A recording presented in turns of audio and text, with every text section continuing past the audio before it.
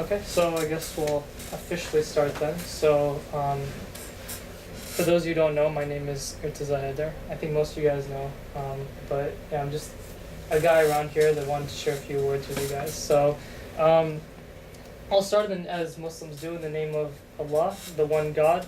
And even if you go to the Arabic Bible, you'll find the same God. So, begin in the name of God, the all-merciful, the especially merciful. I ask God to send His peace and blessings down on the Prophet Muhammad and his immaculate progeny, the people of his household. Salawat. Allahumma salli ala Muhammad wa ali Muhammad. Which basically means, may the peace and blessing of God be upon the Prophet and his progeny. So, I want to greet you all with Assalamu alaikum wa rahmatullahi wa barakatuh, the Islamic greeting. And I'm glad to see all you guys that showed up today. And if you guys showed up today, I can only assume this means a couple of things. First of all, I forced you to come. Second of all, you are thinking about existential questions, and you're trying to question reality and truth and get to the bottom of this. Or three, you're here for free food. I'm hoping it's the second one. You guys want to learn a bit more about reality and the world around you. So perhaps I offer humbly an explanation that I can maybe enlighten some of that. I don't claim to have all the answers, but maybe I can share a few words that can help guide you. So I want to maybe talk about our society a little bit to start with. So in this society, most people don't ask these questions, okay? Why are we here? Why do we exist? Where are we going? What's our purpose in life? These kind of things. Most of the time, if you ask, what's my purpose in life? You just get up there and say that. People are gonna be like, stop thinking. You think too much, okay? Like, calm down. And unfortunately, this is a bit of a problem in our society. But I'd like to give a little analogy as to what kind of our society has devolved into. So let's imagine that tonight you go to sleep, and tomorrow you all of a sudden wake up, and you wake up in like a factory, okay? And in this factory, there's an assembly line, right? And there's a bunch of workers on this assembly line that are going about their business, making different things, okay? It's a very gray factory, no exits, just four walls and a ceiling. And as soon as you wake up, people are like, here, come, take your part in this assembly line, let's keep it going. Now, the rational person would get up and say, hold on a minute, why am I here? What am I doing? What's going on? Like, I would assume that as inquisitive people, that's what we'd ask. But unfortunately, this is a metaphor for our society today, where most of us get up and we just follow the conditioning of our society. And we really don't go about and examine these questions. So hopefully today I'll start by answering. The first question I want to answer for tonight is, does God exist? Okay, and this is a question that that people have talked about for years, thousands of years. Before we answer this question, I think one thing that we need to answer is how do we determine? Before we even talk about this, I first want to say that we all have a duty to learn about truth. Okay. A man by the name of W.K. Clifford writes in his book, The Ethics of Belief, that life is that we're kind of like captains on a ship, right?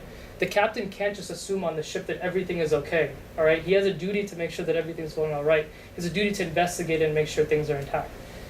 And that's kind of what we have to do. We have a duty to make sure that what we believe is actually true. Okay. So now let's take a step back. I want to quote a fellow countryman of mine. His name is Iqbal, Allama Iqbal.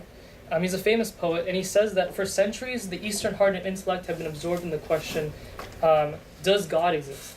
He says, I propose a new question, does man exist? He's implying that if we take a step back and figure out how do we know that we exist, how do we know what reality is, we'll also come to the conclusion that God exists as well. So this is a question that I always thought of as well. Why is it that we all live in the same world, an atheist, a Muslim, an agnostic, we all see the same things in our society, and yet we come to completely different conclusions. An atheist sees this world and says God doesn't exist. Okay, a Muslim says God exists. A secularist or an agnostic might say God exists or doesn't exist. What does it really matter? Okay, and why? And the question I had is why does this happen? And the answer really is that we have different tools to come to this conclusion. Okay, a lot of times what people fall into in this the trap people fall into a lot of times in this society is we are confined to this worldview called scientism. Okay, now scientism and science are very different. I just want to point that out. Scientism is the belief that you can only know truth through empirical means, through the scientific method. Okay, in other words, if something can't be shown to be empirically true, it's not true. Okay, but there's a couple of problems with this. Okay, first of all, it's self-defeating. You can't prove scientism through scientism itself. Okay, also different parts of science, you have different assumptions in science. You can't prove those assumptions. Those are facts. Those are axioms. Also, scientism can't give you moral truths. It can't tell you what's good or bad. And scientism also can't prove necessary logic. Okay, so for example, 1 + 1 = 2. Okay, that's something that we've defined, but scientism can't prove that to you. Okay. So the question is, if that's not how to prove truth, how do we determine truth? Okay. And one way to in addition to observation through empirical evidence, we also have what's called universal truths. Okay. So universal truths are truths, for example, that half is less than the whole. Okay. Or that all mothers are female. Okay. These are truths. Okay. Independent of what you experience in this world, these are true things. Okay. As the Polish philosopher Leszek Kolakowski says, we might say, well, since we know nothing, what's the point of constructing theories that have no foundation? But if philosophers and scholars had seriously attempted to achieve such self-satisfied serenity, would they have been able to build our civilization? Would modern physics have even been able to be invented?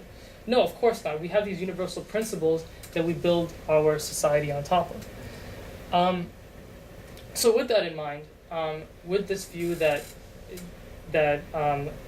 there's universal truths that we can use to determine the reality around us, I want to start off with the first argument I would pose for God's existence.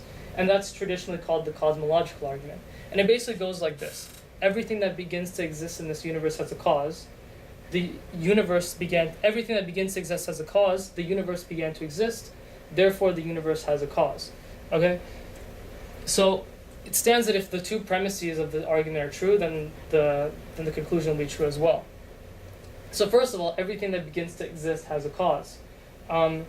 We know this to be true. Okay, to believe otherwise, that things just pop into existence out of nothing, is basically just a resort to magic. Okay, we know things don't just pop out of nothing. If you take a little bit of something and it's a little bit of nothing and a little bit more of nothing, and add a little bit more nothing on top of it, what are you gonna get?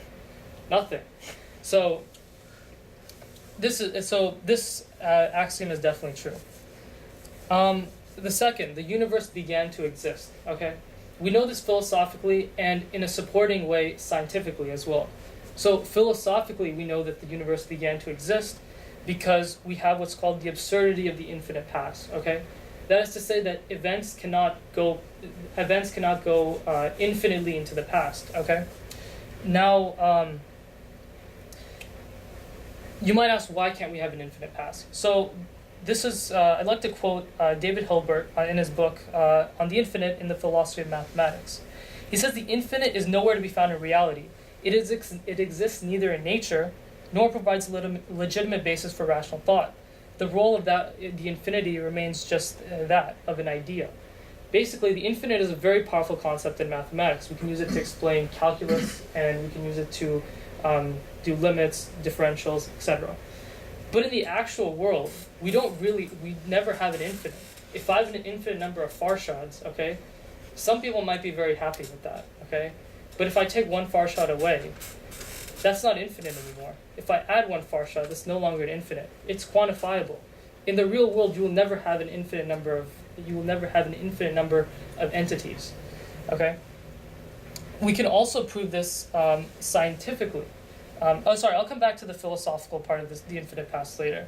So scientifically, this is also proven by a man by the name of Alexander Vilenkin. Okay, scientists used to think that and again, this is a supporting evidence. I'm not basing my argument on that because science changes. Okay, so in the 1950s, people believed in this thing called the steady state theory, that the universe just was and always was.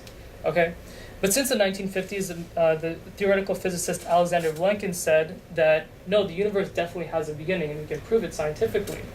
And a very powerful quote by him is that he says, "It is said that an argument is what it takes to convince a reasonable man, and a proof is what it takes to convince an unreasonable man.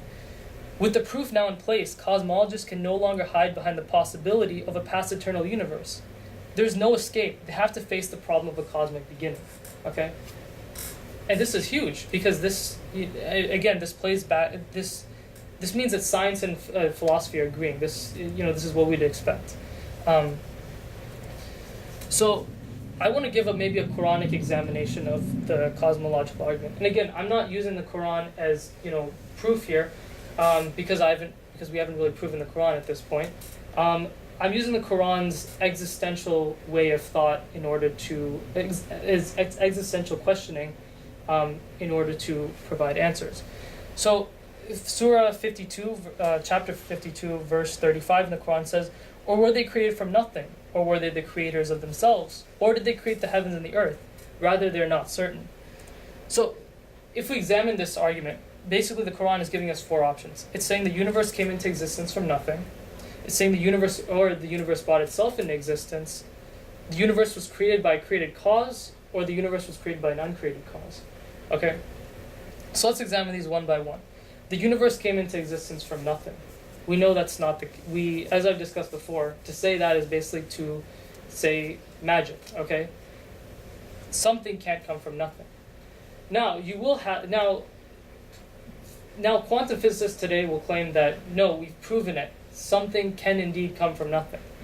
So first of all, when science and in regular philosophy contradict, you have to take a step back and say, hold on a minute, what's going on here? It's Professor Lawrence Krauss of the University of Arizona that said that we've indeed proven that something comes from nothing. Now, what's the problem? If you actually look at his arguments, he says that we can prove that the universe came out of this thing called the quantum vacuum. Okay? Now, there's a problem. The quantum vacuum isn't actually nothing. It's something. It's energy.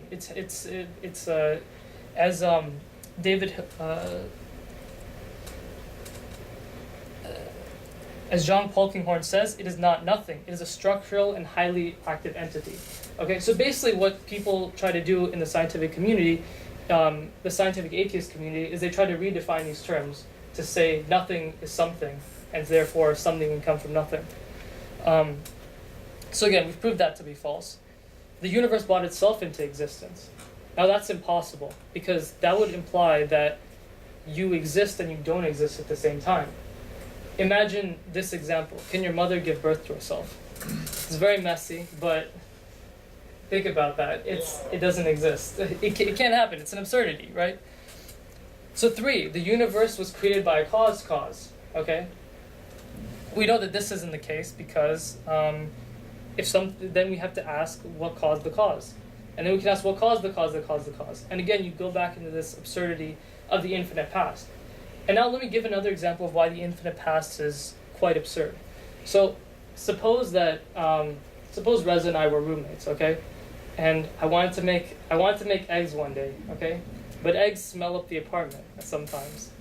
So I asked Reza for permission. Reza, can I make some eggs? And Reza says, well, let me ask someone else in the apartment. And that person has to ask someone else in the apartment if it's okay. And that person has to ask someone else. If our apartment has an unlimited number of roommates, and we keep asking other people whether I can make eggs, then I'll never get to create the eggs, right? I'll be a very unhappy camper, unfortunately. But because of that, it's absurd. If we have an infinite past, we will never get to this point in time where the universe is created, and therefore it becomes an absurdity. So then our fourth option is that the universe was created by an uncaused cause. And that's the only other choice we have left. And we see that this is very logical, that something uncaused causes the universe. And then that is the most powerful and rational explanation to this question. Now, I'm not going to call this cause God, because really we don't know anything about this cause other than the fact that it's uncaused. Okay? But using our rational faculties, I think we can understand better what this cause really is. First of all, this cause must be aphysical and immaterial, okay? Because we know that this physical world is created, and the cause can't be a part of the effect. We go back in the absurdity of the cause creating itself, or the effect creating itself, sorry. It has to be atemporal, because time and space are related, can't be bound by time. It has to be one, okay? And I argue this with a principle in philosophy called Occam's razor. Basically what this principle states is that the simplest and the most comprehensive, most comprehensive explanation is the best explanation. Two gods don't have any more explanatory power than one God. And really they create more questions than they do answers. Therefore, one God is the most rational, reasonable option in this case. This cause must be extremely powerful, okay? If we take an atom, right, and we split it, what do we get? Explosion. A huge amount of energy is released. Now imagine how many atoms there are in the whole world. Think about that kind of energy that's needed to create this world. So if we have this cause, and this cause must be extremely powerful in order to create what we see here today. I would also argue, most importantly, that it must be intelligent or sentient or personal. And I'm not saying God is personal the way we're personal. That's not what I'm saying. But I'm saying that this being has to have some sort of intelligence. Why? Because we have laws in this world, okay? Laws imply the qualities of a lawgiver, okay? And a lawgiver implies intelligence, okay? Another way to look at this is that this cause is atemporal and aphysical, okay? But this universe was created at some point. It should be very weird that the cause is not. It should be very weird that the cause is not infinite while the effect is. But so what we find is that at some point, since this entity created this universe, as opposed to not creating this universe, it implies that this entity has a will, which implies some sort of intelligence. I would also argue that this cause is unique, okay, because it has to be all-powerful and all-intelligent, and again, as we said, it has to be one. So basically, we've said what the 112th chapter of the Quran has said. It says, "Say He is Allah who is one, Allah the Eternal. He neither begets nor is born, nor is there anything like Him." So basically, this chapter highlights some of the same principles that we've just proven up here. So now I'd like to move on to a different argument for God's existence, and that's the moral argument for the existence of God. And that basically goes like this. If morality is objective and absolute, God must exist. Morality is objective and absolute, therefore God must exist. So I'd like to quote a famous philosopher, Friedrich Nietzsche, who says that without God there is no morality. It's a very famous quote that's thrown around. So basically, I'm not saying that an atheist can't be a moral person, okay? Anyone can be a moral person. You can just make your own kind of morality, right? But for absolute objective morality to exist, a God must exist, okay? So let's explore, where can we get morality if we're not getting it from a God? We can get it from social pressures, society, or we can get it from our own feelings, our own innate desires and dispositions. But there's a problem here. Social pressures and feelings are not objective, right? The example I would give is 1940s Germany. Okay, a social pressure there said that it was okay to kill Jews, it was okay to kill homosexuals, disabled, etc.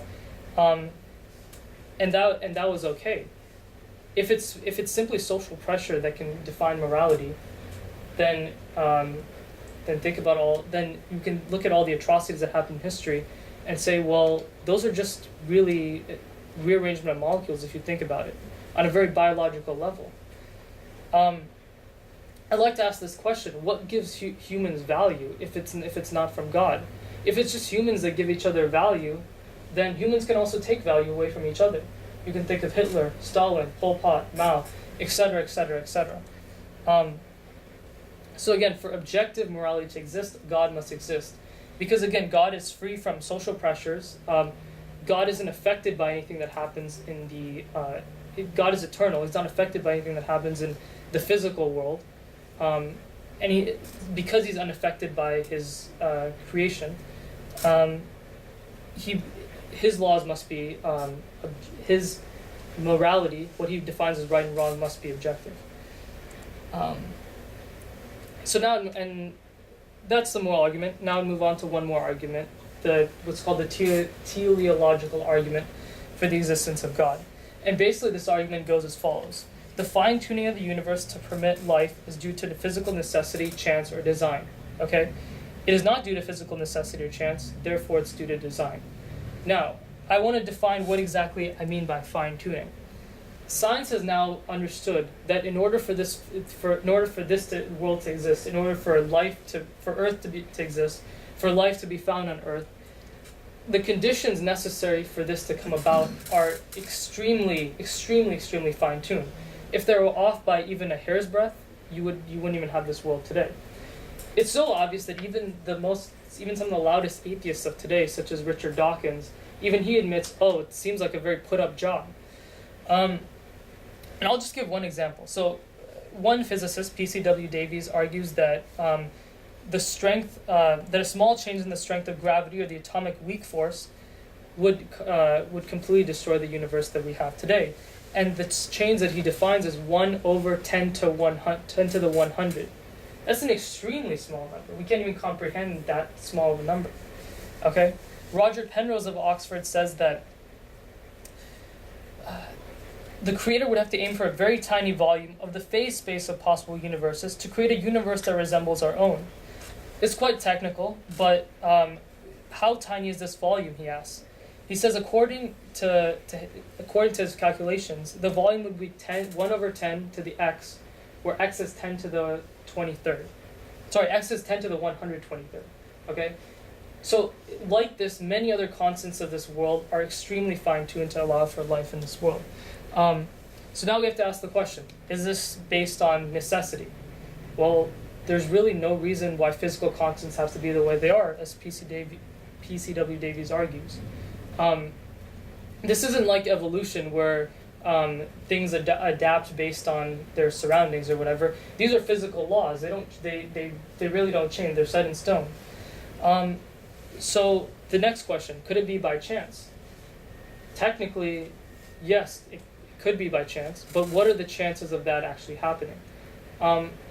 You probably have the probability that this universe was just created by chance is less than the probability of you running into that wall and going through it. Okay, technically, in terms of quantum mechanically, it's possible. An object can tunnel through another object, but the chance of that happening is extremely small. That I don't think anyone would be willing to try that out for me, to run into a wall and to go through it.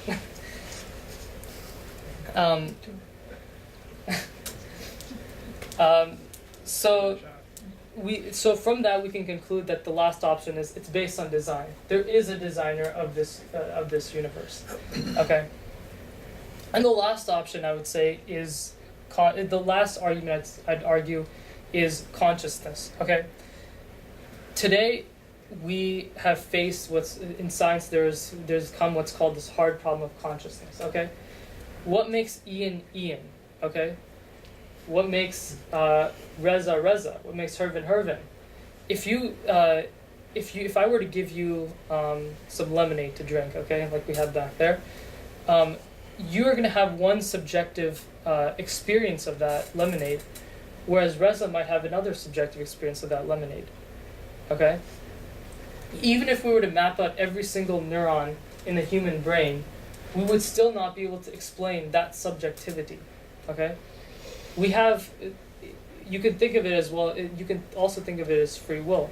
We're not just we know this as well, we're not just biochemical robots, right? Even if you know all the inputs that come in, all of our sensory inputs, you know how they go through our brain, you're still not going to be able to determine what it's like to be Ian to drink a lemonade, okay? And this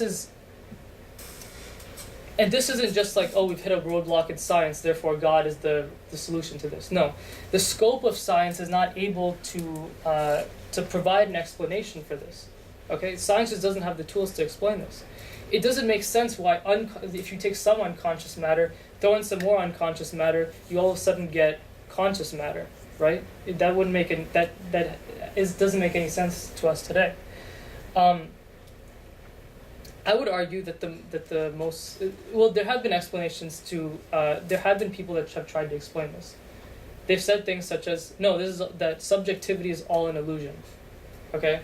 But we know that's not the case, okay? We know that we have this subjective inner self, what makes you you, okay? So the most simple and powerful explanation I would say for this is that there is a conscious being there's a conscious being that created us, that gave us this conscience, that gave us this consciousness, okay?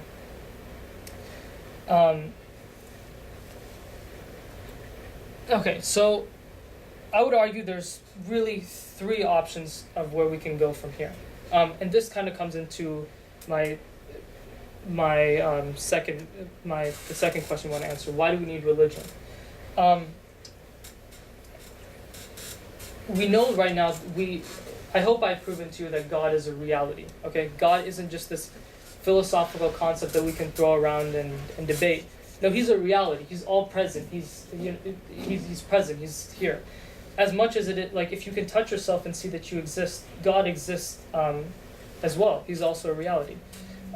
So that should be very shocking, as in like you were created by another entity. The air you breathe was given to you by another entity.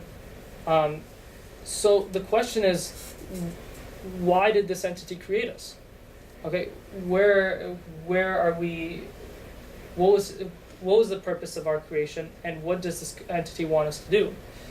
And I would argue here that we basically have three options. Okay, we could go into this realm of deism. Okay, and deism is basically the belief that God created this world and He just left it alone, and that's it. Then there's another option, which is called self-religion. You make up your own religion in order to worship God, because you do believe that God deserves to be worshipped, the same way as, that God deserves some sort of thanks. Another term I'd say for thanks is worship, okay? Worship is just a greater form of thankfulness. So you do believe that God deserves some sort of worship, but you make up your own religion in order to do it. And the third, I'd say, is divine revelation, that God tells you how to worship Him, and you follow what God tells you to do. So, I'd first like to talk about this idea of deism, that God created this world and He just sort of left it alone. I would say that this position is untenable. I don't know if you guys have ever heard this phrase, this saying, "Good authors never waste space." Okay, but it doesn't make sense to me why an intelligent, all-powerful God would make this universe and then just leave it. Everything in this world that we see today has some sort of purpose, okay? I'll give you an example, okay? So we can first start with inanimate objects. For example, the chair, the table. These all have purposes to fill, right? The purpose of the chair is to hold your weight. The table is to hold the weight of whatever you put on it. Even living objects, okay? Sorry to throw a cliche out there, but the circle of life, okay? Everything in nature has its own purpose. For example, there's a moth that drinks the sap of a certain tree, okay? And this is a real example, by the way. This isn't just a theoretical example.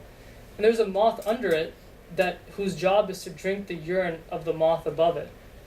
I know it sounds disgusting, but the purpose of doing that is so that ants don't crawl up and then just and get to the moth or whatever by following the trail of its urine. But you see, even the very smallest creatures have some sort of purpose. So why is it that we, at the very least, are as animals, okay? But I would hope we think that we're more than that because we have conscience. Why do we not have a purpose? And that's why I'd argue that That's why I'd argue that because everything in this life has a purpose, that deism is untenable, that there must be some sort of purpose to life. And now I'd say we're left with self-religion and divine revelation. I'd say in the absence of divine revelation, maybe self-religion is something that is a tenable concept. But I would say that the Quran that we have today, the book of the Muslims, is is a divine miracle. It is from the divine. And I'll talk more about this next week. Why exactly it is a miracle and why we can determine that it is from the divine. But to just take my word for it this week, it's a little teaser for next week, I guess. So if we can prove that the Quran is definitely from the divine reality, it is from God, then we should follow it. We should worship God the way that the Quran tells us to worship God. We shouldn't worship God the way we want to. Let me give you a quick example. Suppose it's Mother's Day, for example, right?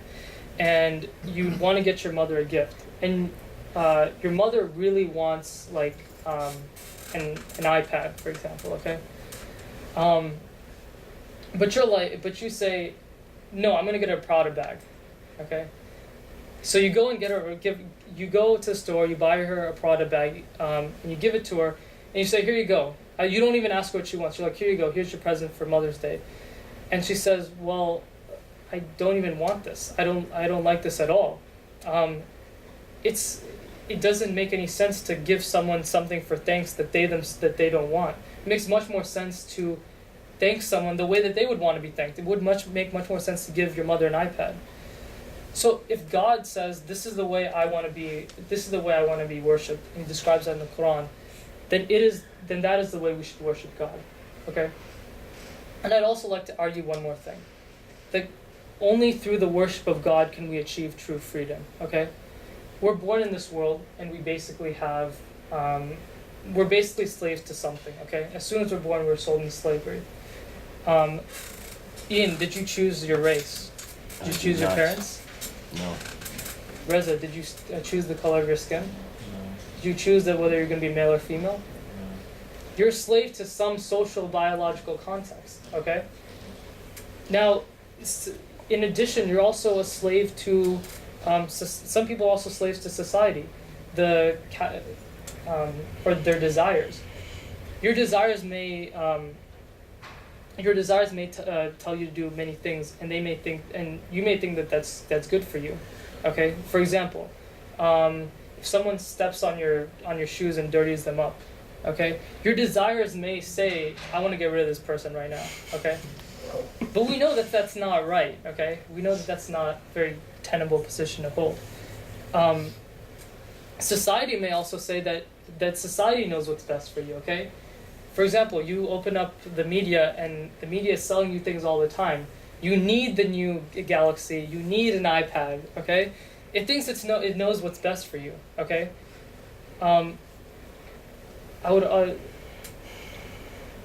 celebrities will also say they know what's best for you. Okay, so you see, there's a bunch of different slave masters out there, and if you're not a slave to God, you're going to be a slave to one of these people.